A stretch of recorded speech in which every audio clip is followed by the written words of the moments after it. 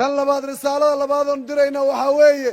nebi maxamed oo la aflagaadeeyey oo haweenay soomaaliya aflagaadaysay oo la yidhi ameerikay degan tahay way iswaashaabaa la yidhi laakiin ma waalna ma yeelayno nebiga cirdigiisa calayhi salaatu wasalaam in loo gafo oo aanu ka aamusno ma yeelana gaaladii kale cadcadayd baa ku dhici weyday kufaar yaroo madow oo qaxootiya ka yeeli mayno waxaa daraad lagu dilay bakistan nin nebiga aflagaadeeyey calayhi salaatu wasalaam waa difaacaynaa nebiga nin kastoo muslimana waa arrin saaran wey inuu difaaca nebiga cirdiga nebiga calayhi salaatu wasalaam ayaan u taagannahay allah baa mahadsan subxaanahu wa tacaala allahu akbar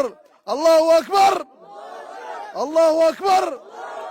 nebiga waa in la difaaco weeye cirdigiisa iyo sharaftiisa shiikh walaa shariif walaa mid caaqila walaa mid waalan nina ka yeeli mayno nebiga inuu caayo calayhi salaatu wasalaam ilaa macduur haweeneedaasi macduur ma ahan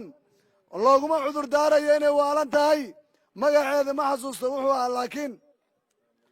malyuun baa la yidhaha malyuun nebi maxamed bay aflagaadaysay calayhi salaatu wasalaam markaasaa qaar ka mida dimuqraadiyiintiina u doodayaan waxaan leenahay dadka garanaya oo la xisaabtami karow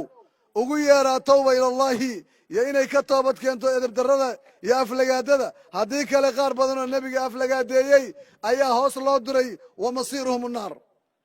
waxaan xasuusinayaa kuwii hollanda joogay kuwii faranse joogay kuwii soomaaliya joogay kuwa bakistan iyo indiya joogay ee nebiga aflagaadeeyey xaggee bay aadeen ka warrama haweeney qaxootiya oo degan ameerika bartankiisa inay nebiga caydo calayhi salaatu wasalaam mana waalna sida naloo sheegay ma waalna